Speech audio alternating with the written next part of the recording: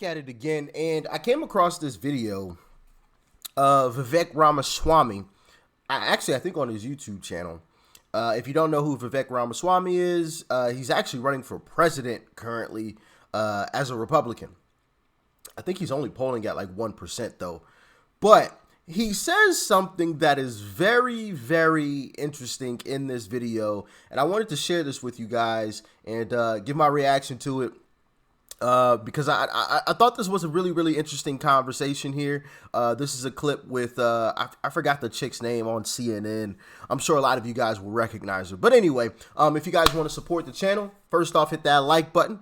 All right. Subscribe if you are new. Share the video. It's the arrow button down below. You can copy the link and send it to anybody you like. Also, go to docrichclothing.com and check out my merch. A lot of stuff on there. All right. If you want to help support the channel, there you go, along with some nice merch to go along with it, okay? But anyway, let's dive in. Welcome back to State of the Union. Most of the Republicans running against former President Trump defended him after his indictment this week, but only one has gone as far as my next guest. Here with me now is Republican presidential candidate Vivek Ramaswamy. Thank you so much for joining me. So, before you heard any details of the allegations in the Trump indictment, you put out a statement saying if you become president, you would pardon Donald Trump on day one. Now you've seen the allegations, and you've seen that he stored highly classified information like nuclear secrets and others in unsecured areas of his country club. Given everything that you've seen, do you stand by your promise to pardon him if he's convicted? Reading that indictment and looking at the selective omissions of both fact and law, Dana, I'm even more convinced that a pardon is the right answer here. Why? The top question actually we should be asking is, what did Biden tell Merrick Garland? What did Merrick Garland tell Jack Smith? Because what I see in that document is deeply politicized. Not a single mention of the Presidential Records Act, the most relevant statute to the actual alleged crime here. Selective statements from President Trump's statements on the campaign trail in 2016 about classification and how he'd treat it, without one mention of the fact that he actually, after he was elected in 2016, said he would not prosecute Hillary Clinton and would not want to see her prosecuted. And by the way, no one's mentioned this yet. This was what stood out to me. The classification scheme itself was defined not by statute, but by executive order, which is interesting because executive orders, appellate courts have held, do not bind a U.S. president with the force of law. So this is selective prosecution. I think it's irresponsible not to have included any treatment of those facts or law in this indictment. It reeks of politicization, which is why I want to go back to the top question that the media actually should be asking. What did Biden tell Garland? What did Garland tell Jack Smith? That's what you need to be getting to the bottom of. The White House insists that he has absolutely no connection to this, that the whole reason the special counsel was... Of course. All this administration has done is lie. All they've done is lie. So you think I'm going to believe you now? Oh, no, we have nothing to do with this. BS. The sitting president of the United States knows nothing about what's going on. You know nothing. Like, that's what we're supposed to believe. You don't know anything. Nobody told you. Nobody put a bug in your ear. Hey, yo, this is coming down the pipeline. Get ready. Nobody said anything.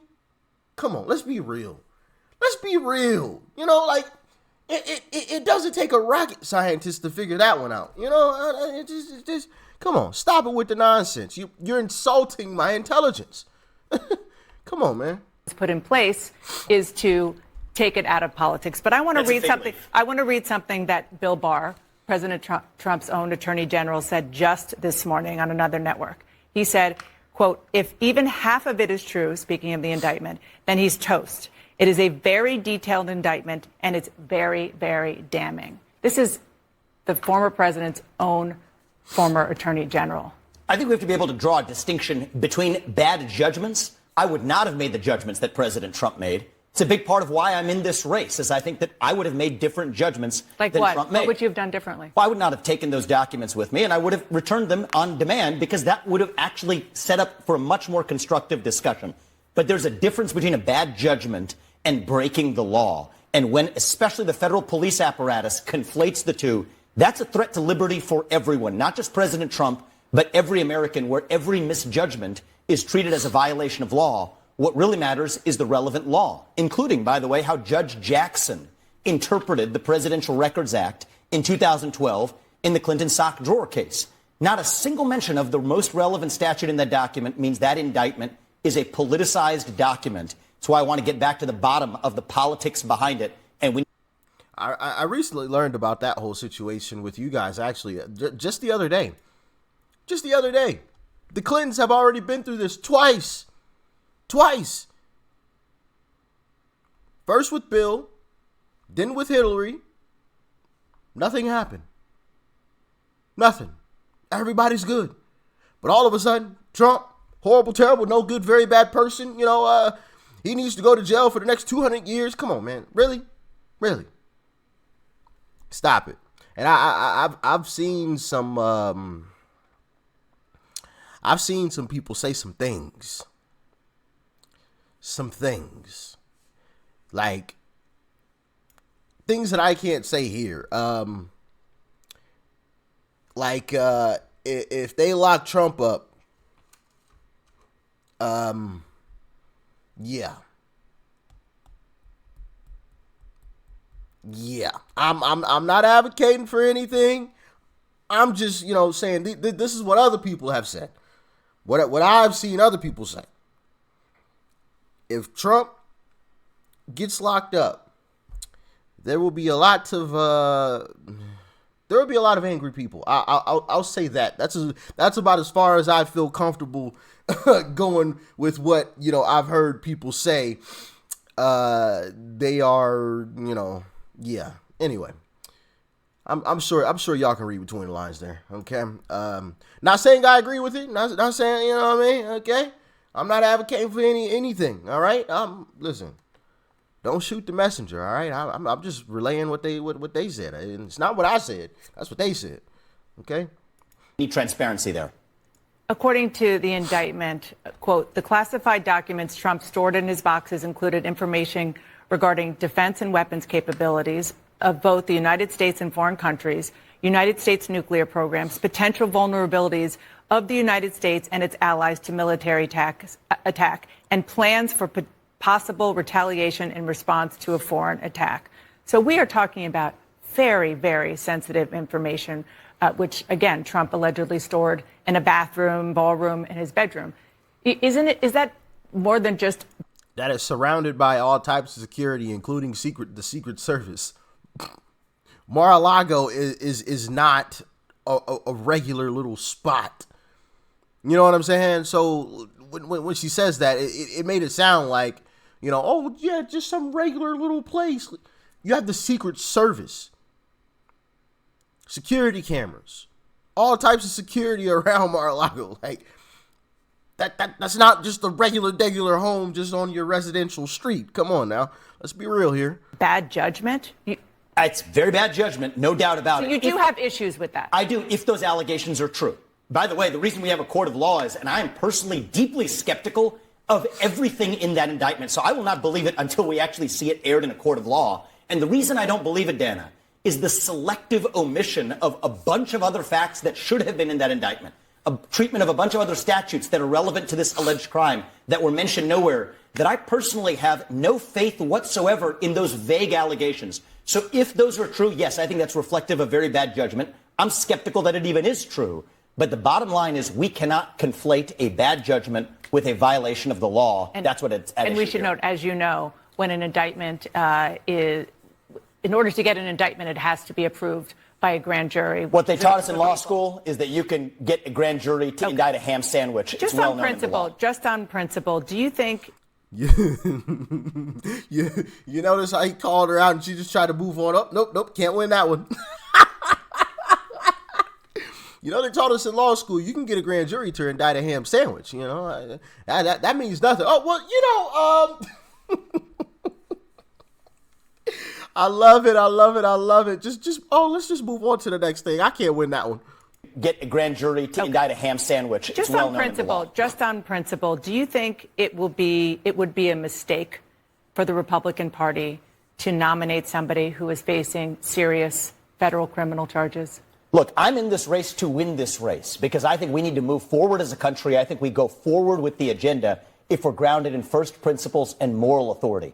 That's why I'm in this race. But that's not for you or I or certainly the federal administrative police state to decide. That's for the people of this country to decide. Federal administrative police state? That's pretty strong. That's exactly what's at work here, right? You have a federal administrative state. The police arm of that state is for the first time in U.S. history not only indicting a former president, but indicting currently a lead candidate against the U.S. president. That is not the stuff of the United States of America. That is the stuff of banana republics. Wow. And if there was ever going to be a case brought against a lead political rival for a sitting U.S. president, it better be locked down and airtight, not an indictment that fails to mention the most relevant statute that's actually at issue. Yeah, well, it is, obviously, as you said, it is unprecedented. I should say that there have been democracies that have prosecuted, put criminal prosecution of former leaders because we don't live in a democracy. We live in a constitutional republic. Stop saying it. Those please and thank you. Those times have been so extraordinary. And here in the middle of an election. And this obviously is very extraordinary. I disagree with the allegations. I just think I do not believe those allegations because of, I think, the intellectual dishonesty in that indictment. So I think the federal court is actually, I think, based on the precedent of the Clinton sock drawer case, where effectively Judge Jackson said that it is at the president's, her language, not mine, sole discretion as to what is and is not covered as a presidential record. I think the court will acquit him. But that's beside the point of the judgment that President Biden made. And if Trump's judgment was bad, President Biden's judgment is worse for actually bringing a prosecution. He should have done what Trump did. President Biden didn't bring a prosecution. The Department of Justice reports into the President of the United States, and so this is a fig leaf, which is why I think the media needs to get to the bottom of this. But there's no evidence. There's absolutely no evidence, unless you can show me some, that President Biden has had anything to do with this prosecution. That's why he put 2 layers in between with the special due respect, I think it is shameful that I, as a competitor... Hold on. This is the great part right here that I was like, oh, yes. I want to check this out with the fam because this is it right here. Listen to what he says to her. That's why he put 2 layers in between with due respect, I think it is shameful that I, as a competitor to President Trump in this race, have to ask questions that the media isn't asking. The job of the political media, if it has one job, is to hold the U.S. government accountable. Yes, we know that. And instead, we're doing the bidding. You're seeing the media doing the bidding of the U.S. government. No. Ask the question. Get to the bottom of what Biden told Garland and what Garland told Jack Smith. If the same shoe fit the other foot, you would not take their word at face value. Do not take their word now. Get to the bottom of it. Let's actually restore journalism in this country. That's what's actually missing, is getting to the truth. Okay. Thank you for that. We are absolutely asking these questions. Good. No, and we know how to be good journalists because we do it every single day. Trash.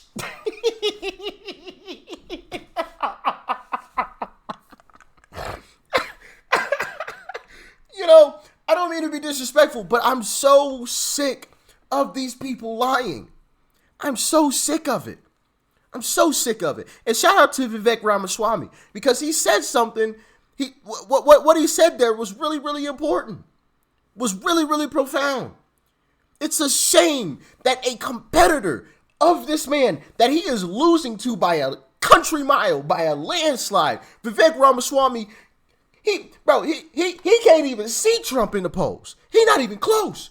He's like, it's a shame that I'm asking questions that you all should be asking. You all should be asking because if the shoe were on the other foot, you wouldn't be taking their word for it. She had nothing to say to that because it's facts. It's facts. If Trump had done what Biden is doing to Biden, right? If the roles were flipped and Trump was throwing Biden in jail, oh man, this is a banana republic. This is unacceptable. I guarantee you, all of the mainstream media will be yelling that at the top of their lungs. They wouldn't be out here saying, oh well, Trump had nothing to do with it. But because it's Biden, because it's Democrats, oh, Biden has nothing to do with it. Because that's what they said. Because he said that he put these 2 layers in between, so he did nothing. What does 2 layers in between have anything to do with anything? Like phones don't exist. Email, right? Face-to-face conversations don't exist. What? 2 layers in between. What does that have to do? As if like Biden is locked in a steel chamber and he can't hear anything from the outside world. Like, oh man, do y'all get frustrated too watching this stuff, man? I know I do. Am I the only one? I can't be the only one, right? I can't be. Somebody tell me I'm not. Please. Please. But this stuff is ridiculous. And then she said, oh, well, yes, we know about great journalism. We do this every day. Yeah, okay. Yeah, okay. Oh, man. Goodness gracious. I'm running that back. Jack Smith. If the same shoe fit the other foot, and instead we're doing the bidding. You're saying that me in this race have to ask questions that the media isn't asking. The job of the political media, if it has one job, is to hold the U.S. government accountable. Yes, we know that. And instead we're doing the bidding. You're saying the media doing the bidding of the U.S. government. No. Ask the question. Get to the bottom of what Biden told Garland and what Garland told Jack Smith. If the same shoe fit the other foot, you would not take their word at face value. Do not take their word now. Get to the bottom of it. Let's actually restore journalism in this country. That's what's actually missing, is getting to the truth. Okay. Thank you for that. We are absolutely asking these questions. Good. No, you're and not. we know how to be good journalists because we do it every single day. Last question is on the fundamentals. Do you believe that Donald Trump should be above the law, or should he be held to the same standard as every citizen in this country? I love how they frame things, too. Goodness gracious. Every citizen in this country is held and should be held to the same standard. That includes Joe Biden. That includes Hillary Clinton. That includes Mike Pence. That includes me. That includes every citizen across this country. What we're seeing here, though, is a selective prosecution. And there's a difference between Donald Trump when he left office as president versus Joe Biden, who is a U.S. senator, Couldn't it be true or Hillary Clinton, who's a Secretary of State, none of whom are covered by the Presidential Records Act. Couldn't it be true that it's not so much as selective prosecution? It's just that the allegations of what Donald Trump did is just different and allegedly much more egregious than what we've seen anywhere else? How is it much more egregious when somebody who wasn't even a president took classified documents? Joe Biden was never the president when he took those documents. So how does that count? Hillary Clinton was never the president when she had those documents. So oh my goodness, oh my goodness, oh my goodness, oh my goodness. This stuff, man, just ridiculous. Ridiculous. Mike Pence either. Not a president, but he had classified documents. So how is it all of a sudden a terrible thing when an actual president had the classified documents, when Bill Clinton had them too and nothing happened? So there are a few things that are just different about the presidency, and we have to accept that we have this as law in this country, Dana. And if you don't like the law, we should change the law. But the law says there's a Presidential Records Act that specifically gives U.S. presidents jurisdiction and authority over deciding what is and isn't a presidential record. And executive orders bind the rest of the country. That's the classification scheme. They don't bind the U.S. president. Again, these are questions for the courts. So I'm not substituting my opinion for the judgment of the court. Right. But I'm saying the fact that those distinctions did not even appear in this indictment, to me, reek of politicization, which is why I am deeply skeptical of the face value claim that the White House wasn't involved. That's what I want to get to the bottom of. Vivek Ramaswamy, candidate for the Republican nomination. Thank you for your time, sir. Thank you for kicking my behind in this discussion, sir. Oh, man. Shout out to Vivek, man. Shout out to Vivek. Loved it, loved it, loved it, loved it, loved it. I can never say that word. Goodness gracious. Man, I'm always stumbling over that word. It's crazy.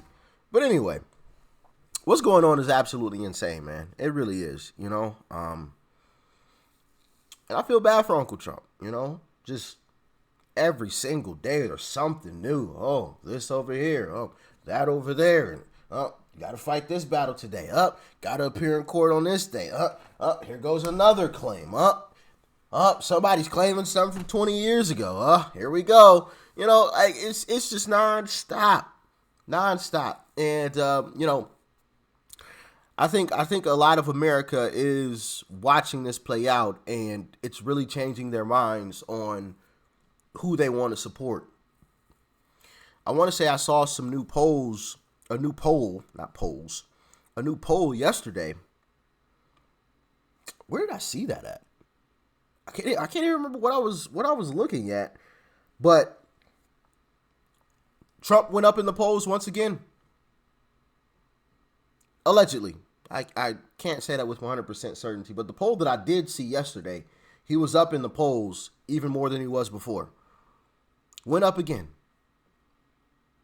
Like, this stuff, man, the more they go after him, the more he grows in support. I mean, it's just unfortunate, man, that this is all happening, you know. It's ridiculous. I hope the judge throws out the case, should throw out the case. Based on everything that I've heard and learned thus far, this case should be thrown out. It should be thrown out. I don't know all of the legal parameters of what's all going on. I just know what I've heard on these clips that we've checked out together. For any of my legal experts, if this case gets thrown out, could Democrats then come back and try it again with a different charge, but something similar to try to get him arrested for the documents? Like, is that a thing? Or once this gets thrown out, it's over with? Like, it's done. I know about double jeopardy, but could they come back with a different charge? You know, something a little bit different. Y'all let me know in the comment section below. Go to DocRichClothing.com. Go and cop some of that merch. And I'm going to catch y'all on the next one. Peace and love. I'm out.